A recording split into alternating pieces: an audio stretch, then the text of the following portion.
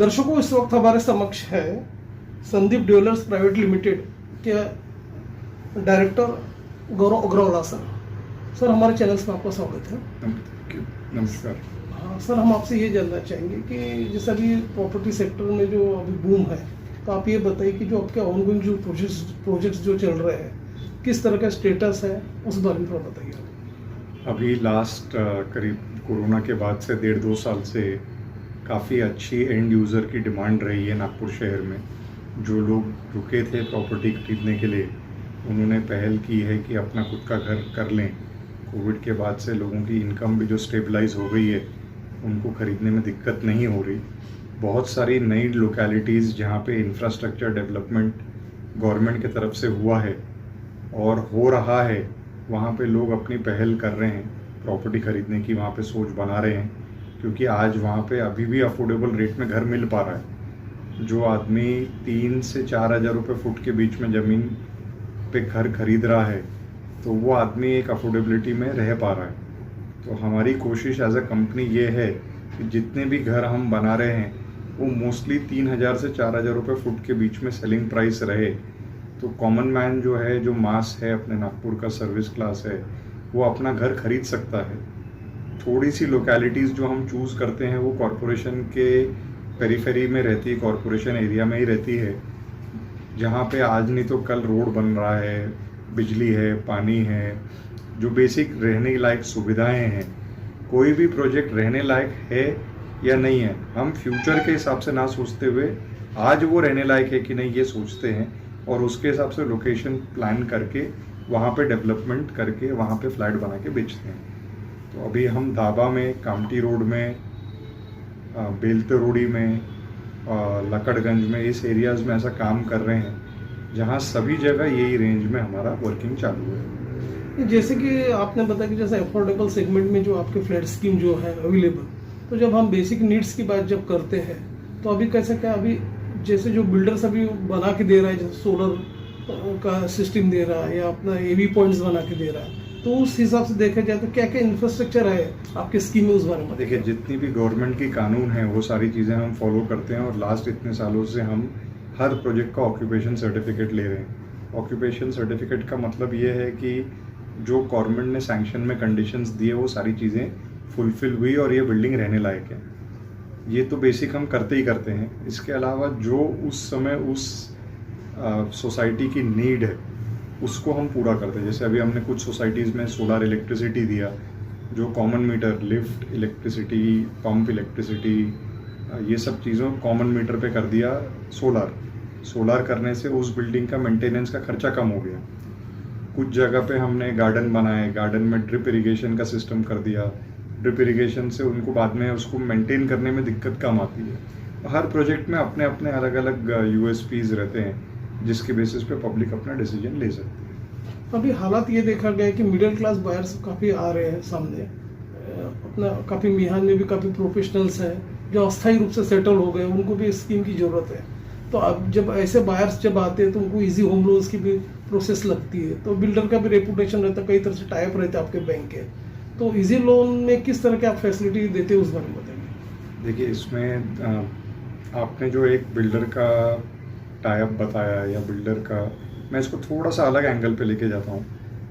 जो भी बायर है, जो घर खरीदना चाहता है, उसने सबसे पहले बिल्डर के क्रेडेंशियल्स पे ध्यान देना चाहिए।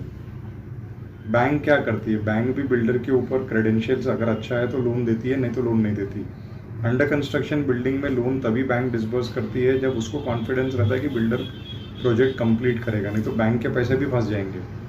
बैंक और बायर ये दोनों ने 100% बिल्डर क्रेडेंशियल्स को देखते हुए काम करना चाहिए। बिल्डर ने पुरानी क्या स्कीमें की हैं, उसकी क्या एक्सपीरियंस है, उसने किस तरह से लोगों के साथ डीलिंग की है। तो जो भी कस्टमर आता है, हम उनको यही सलाह देते हैं कि आप हमारे कोई भी पुराने प्रोजेक्ट पे जाइए, कोई भी कस्टमर से आप इंटरेक्शन करिए, उनका क्या एक्सपीरियंस रहा है उनसे पूछिए और उसके बाद आप घर खरीदिए।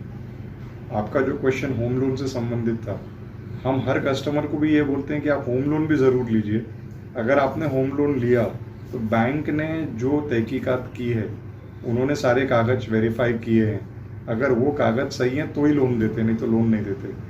उसमें आप नेशनलाइज्ड बैंक या प्राइवेट सेक्टर के बड़े बैंक्स जैसे HDFC, ICICI, एक्सिस या पब्लिक सेक्टर के यूनियन बैंक, स्टेट बैंक, इनमें से किसी से आप लोन की बात करिए सो दैट आपको पेपर वर्क की क्लैरिटी 100% मिलेगी।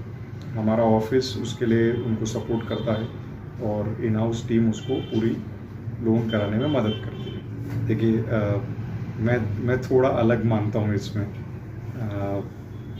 आदमी घर प्राय अपनी ज़िंदगी में एक ही बार खरीदता है।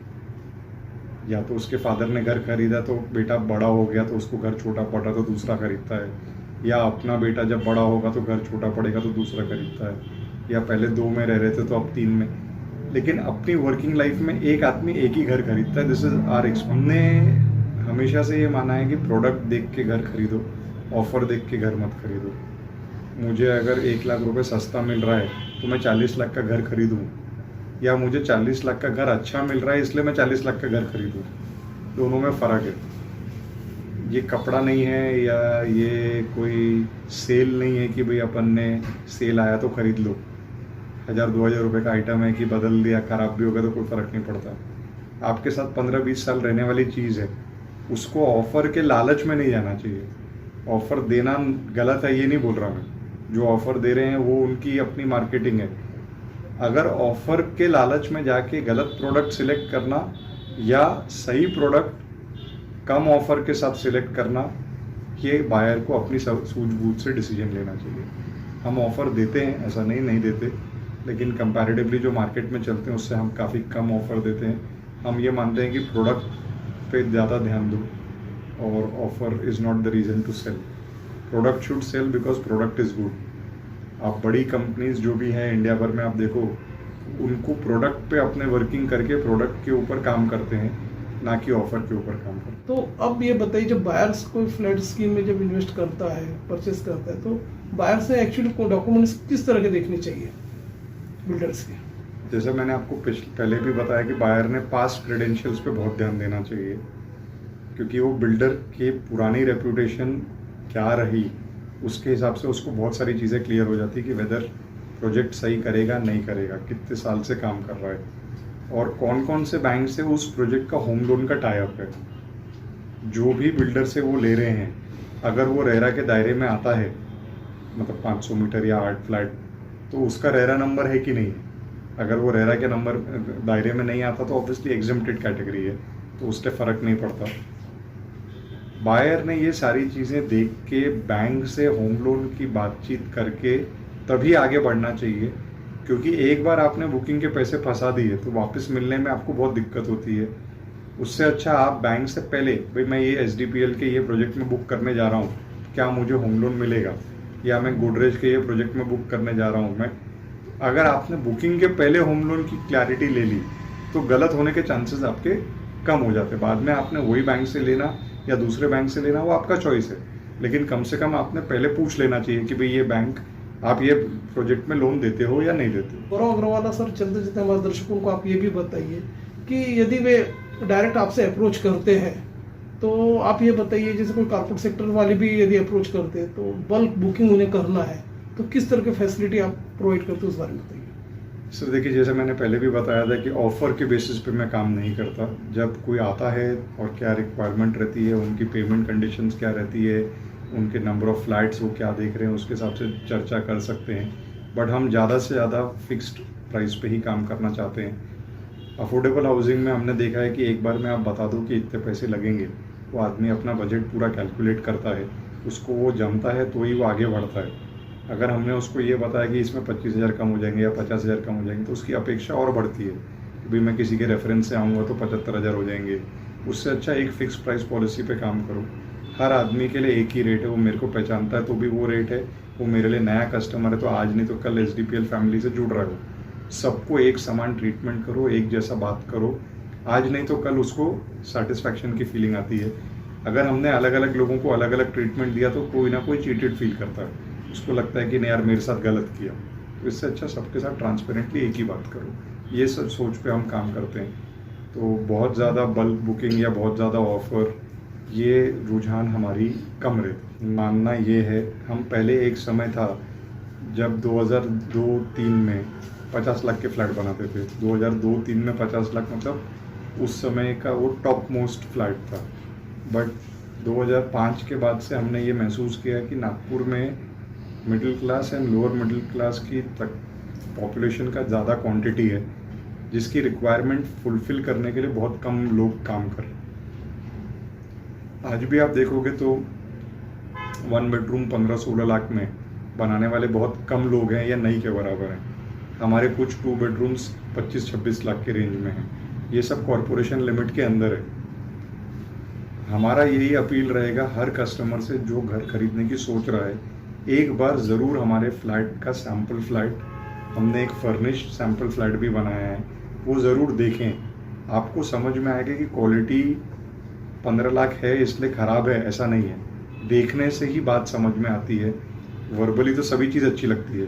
मैं आपसे आधी घंटा बात करूँगा तो आपको लगेगा कि नहीं, इनसे बेटर प्रोडक्ट कोई नहीं है, लेकिन जो दिखता है वही बिकता है। विज़िट करें ज़रूर, before you take any other decision. एक बार हमारा प्रोजेक्ट विज़िट करें, आपको खुद ही समझ जाएगा कि क्या क्वालिटी है और क्या नहीं।